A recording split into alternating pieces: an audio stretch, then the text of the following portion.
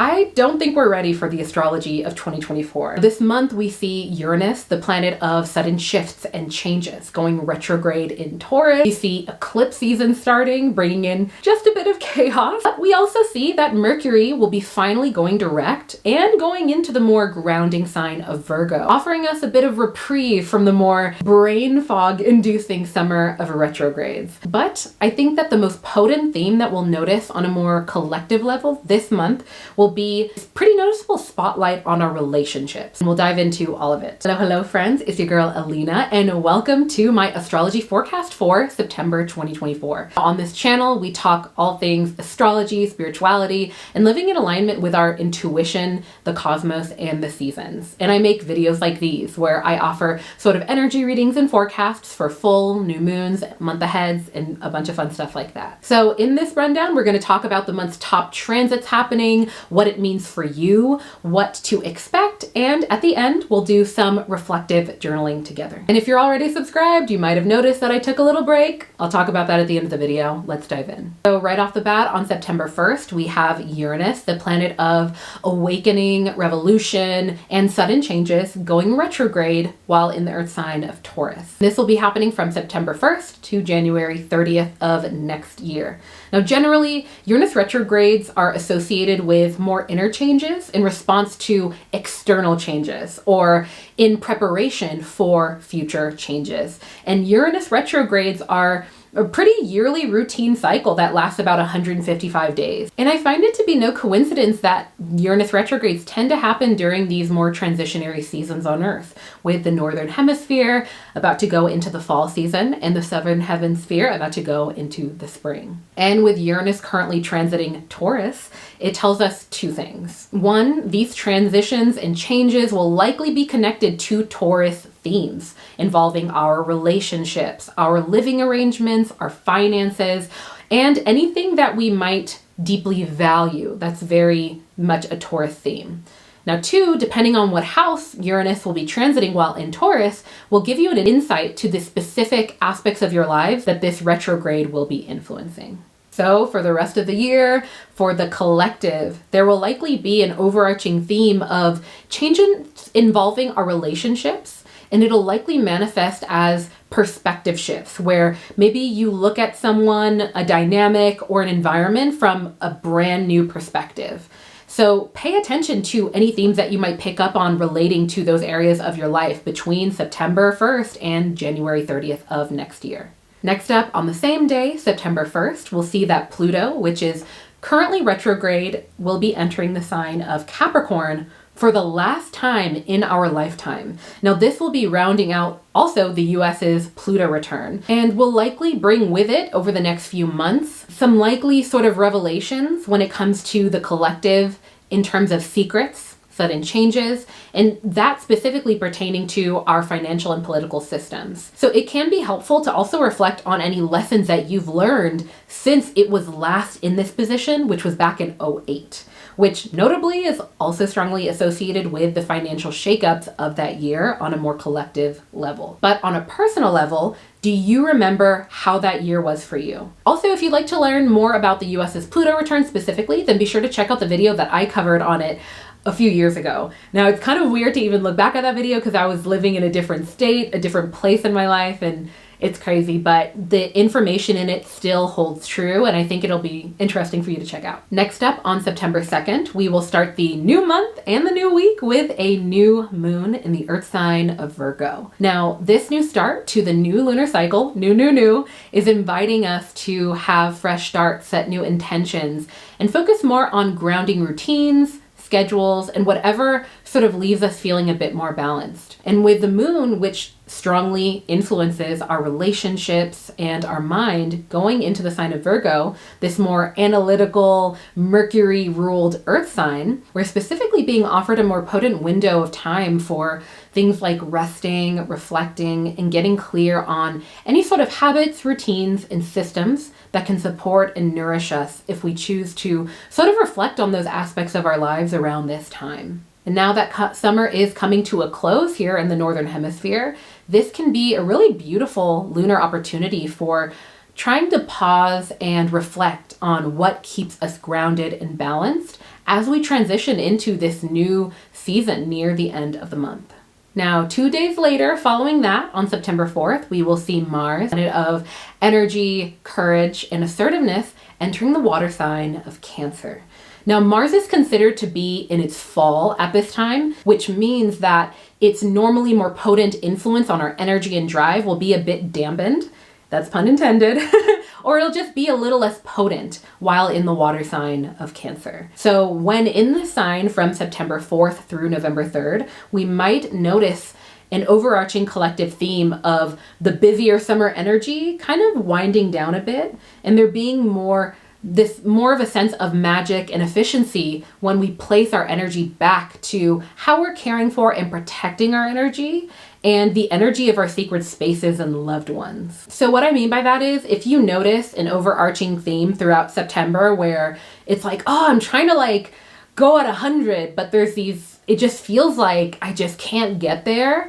It might involve Mars, and it wouldn't hurt to actually look at your chart and see how strongly Mars influences your charts in general. Like, is that a ruling planet for you? Because that definitely could be a reason why. Now, a few days later, on September 8th, we will see that Mercury, the planet of communication, learning, short-term travel, will be re-entering one of its home signs of Virgo. Now, you might remember that it was previously in Virgo, and it has returned following its retrograde journey. And this is great if you've been looking for clearer thinking, because when in Virgo, Mercury is considered to be exalted, which means that its effect on us is more potently imbued and felt. And it will no longer be in retrograde as of August 28th. So September's looking good in that regard. Now, especially if the last retrograde hit you harder, oh my gosh, this last retrograde leading up to the August blue moon, it was something different. So I'm just so happy to see that things will be winding down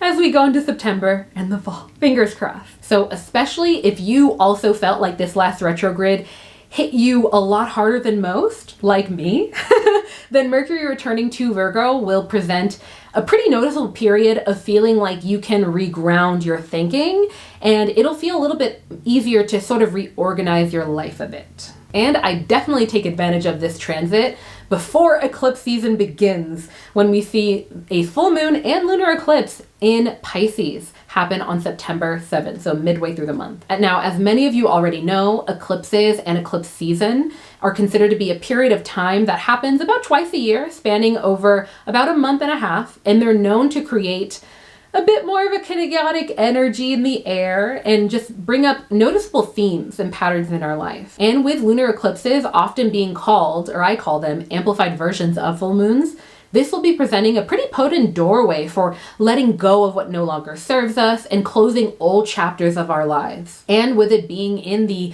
emotionally deep and intuition stimulating water sign of Pisces, this full moon will likely be ushering in more heightened emotions, elevations of deeper rooted secrets, potential revelations of more deeper rooted secrets, and very vivid dreams. So definitely take time to try and dream journal, hold space for, and pause to even document any sort of intuitive inklings that you have around this time, and pay attention to those sort of inner callings for a bit more rest. Now, energy will be high and palpable at this time, and it's often when we pause to process and rest that our minds can have the energy to finally connect the dots of the intuitive observations that we've been accumulating over time. So don't miss this moment to really tap into that. Now, later on in the month, on September 22nd, the sun will be entering the sign of Libra, marking the beginning of autumn in the Northern Hemisphere, the beginning of spring in the Southern Hemisphere, and the start of Libra season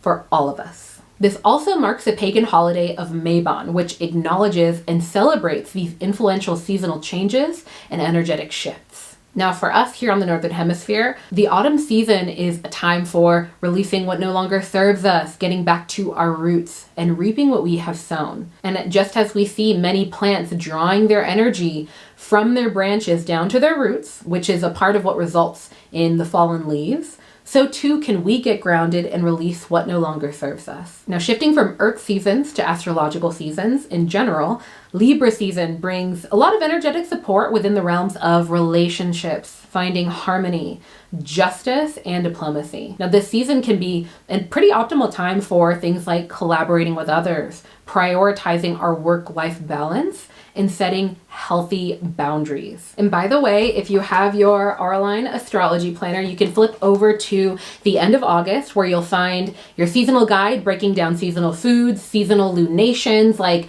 the harvest moon. What does that mean when you hear those things, and how are these lunations tied to the seasons? There's also a seasonal reflection guide where you can reflect on the summer season and all of the different areas of your holistic health and aspects of your life to kind of check in and sort of recalibrate as you enter a new season. Now, also on this day, we see that Venus, the planet of love and relationships, will be entering the sign of Scorpio. Now, when in Scorpio, Venus can tend to orchestrate experiences that call for us to step into a deeper level of intimacy, vulnerability, and potentially more passion in some of our relationships. And this can manifest through potential struggles that end up bringing you closer together with somebody or a group of people, or someone simply finally feeling comfortable enough to open up and be a lot more vulnerable than maybe you expected them to be. So for the next 4 weeks, you'll likely notice that on a more collective level, that many of our relationships might feel a little bit more intense, more passionate, and even a bit more obsessive on the other side of the coin of things. But it's definitely bringing a depth into the level of understanding and connection we have with people. Even if that shows up as us making new observations of like, oh, I had you pegged as this, that, and the third. I thought that you were this, and now I see the deeper rooted motivation or why someone behaves a certain way. Like there's a deeper level of understanding there. And I actually think that Venus entering Scorpio will be pretty supported by the next transit that we see when we finally have on September 26th, Mercury, the planet of communication, information exchange, learning, once again will be shifting signs. Now this time it'll be into the cardinal sign of Libra. Now when in Libra over the next few weeks, there will likely be an air of diplomacy and empathy, especially when it comes to our relationships and more collaborative settings. And this will involve our thinking and how we communicate. So going back to Venus and Scorpio at this time, as we might notice a calling for a deeper level of intimacy and more delicate and sensitive conversations likely needing to be had, we'll have Mercury, the planet that rules over clear thinking and communication, also being in a very helpful and diplomatic sign to help sort of support us as we dive deeper into the more deeper waters of our connections, emotions, and our psyche. So if you're thinking of some pretty potent journal prompts for more deep self-understanding, then definitely consider journaling about how close or vulnerable you have allowed yourself to get with others or even yourself. How much do you hold space for allowing yourself to really think about how someone or something has hurt you, for example, or made you feel bad? How often, if ever, do you open up to others about more delicate or sensitive emotions that you might experience? All right, so overall, this month is bringing in pretty notable energetic shifts when it comes to facing the emotional depths of our relationships, when it comes to, especially tied to this Piscean eclipse and Venus entering Virgo transit, but it also offers us an opportunity for bringing attention to necessary changes in our perspectives that might be able to help us better navigate those relationships. But I think that in general, with Uranus going retrograde, I think that there's going to be things that are happening that specifically shift our perspective of things, specifically shift how we view certain people and how we sort of approach relationship dynamics, collaborative dynamics. And I say that because Uranus is going retrograde in Taurus, this sign that's all about relationships, but also our finances. So I think that there could be financial shifts, but we also see Venus going into Scorpio, the planet of love and relationships, also tied to the second house, also tied to Taurus, going into the more deep waters of Scorpio, which is really all about emotional depth, all about intimacy, all about facing our shadows during this period of time. But we also will have Mercury being in Virgo, offering us more clear thinking, more diplomatic thinking. And I think that this month is going to be a time where things are going to happen and we're going to have some inner shifts and inner changes that leave us seeing things a bit more for what they are and making aligned actions based off of that. I think that over the summer, there's been a lot of brain fog with certain retrogrades, you know, Uranus and Mars having being the star of the show in August in a lot of ways. And I think that there's going to be in July really, but I think that September is going to be a time where we really kind of crystallize and process a lot of these things as we actually sit with the emotions of them. Okay, y'all, I hope that you've been enjoying this forecast video, and I'm excited to do more like these. But before we dive into the new month, let's pause to learn from August with some reflective journaling. So again, if you have your Auraline Astrology Planner, these prompts will already be in there for you before September. So literally the page before the month calendar section, the month ahead section. So the first prompt is, what were your month's highlights? What were September's highlights? And what were September's lessons or challenges? Again, these prompts are already in the Auraline Astrology Planner, and I added them in here, and I'm adding them here because pausing to reflect on the previous month has been so helpful for informing me for the month ahead, not just because it's actually a really great opportunity to kind of journal about things that I really want to remember from the last month, turning this into a mini journal and allowing me to remember those things without, especially if you haven't sort of been on your journaling game, but you also want to remember what happened this summer.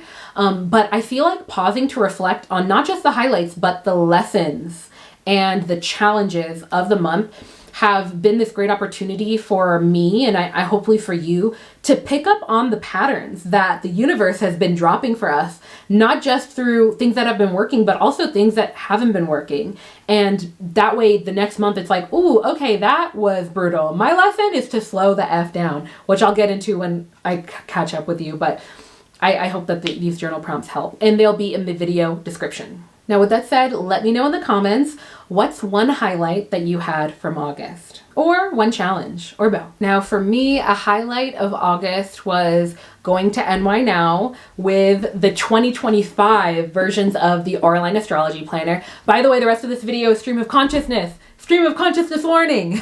What I mean by that is it's not going to be as structured, but I just want to catch up with you on my life a little bit and also talk to you about where I've been. If you guys want to click off now and you got your information, I'd love if you commented and let me know what you think of this video. I'm excited to do these monthly, and let me know if there's anything you want me to add, take out, give me feedback, because I'm really excited about these. But anyway, so a highlight for me in August was going to NY Now, which is a trade show, and I took the 2025 astrology planners.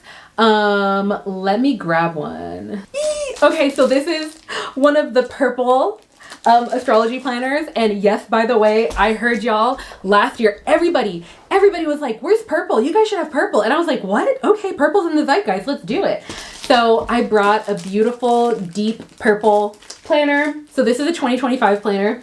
And so anyway, a highlight for me was going to New York, going to the NY Now trade show where I was able to showcase the planners. I was so nervous, y'all. So I went there to meet potential sellers to see if we could get some Auraline planners on some store shelves. I won't say much, but I was able to get some planners on some store shelves, make some connections.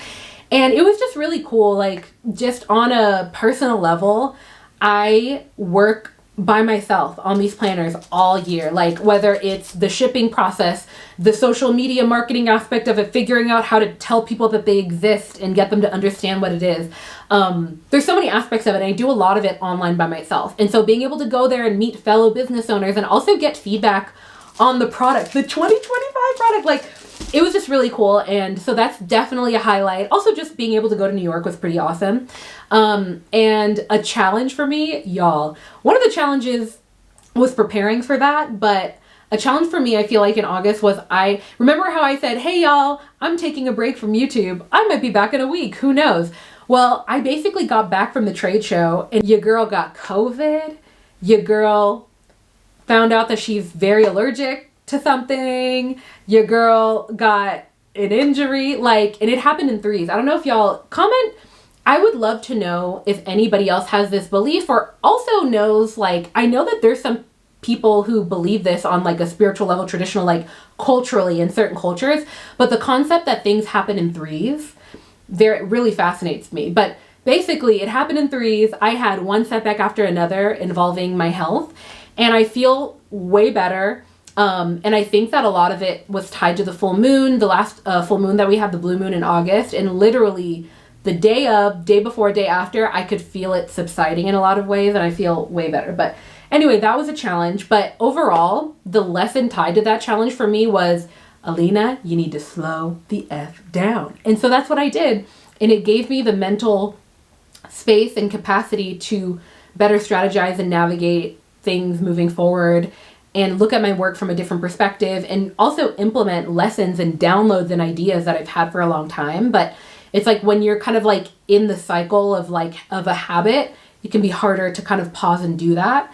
So anyway, that's where I've been. That's what I've been up to. But before I go, I do want to say that the 2025 planners will go on sale with no pre-order, y'all. You order it, it comes in the mail starting October 6th. That's right, October 6th. So I'm so excited about it, and mark your calendars. And if you would like a notification about it, sign up in the video description down below. But if you made it to the end of this video, I would love if you commented 3 fall leaf emojis. I feel like we're still in summer, but it's nice to romanticize it. I feel like the end of August, beginning of September is like such a fun time to romanticize it here in the Northern Hemisphere. My social media algorithm is showing me fall stuff already, and I'm not mad about it. But with all of that said, I'm so excited to be back. I'm sending you my love, and I'll see y'all in the next one. And I'll leave you with my favorite quote, and that is, be gentle with yourself, because life is about the journey, not the destination. All right.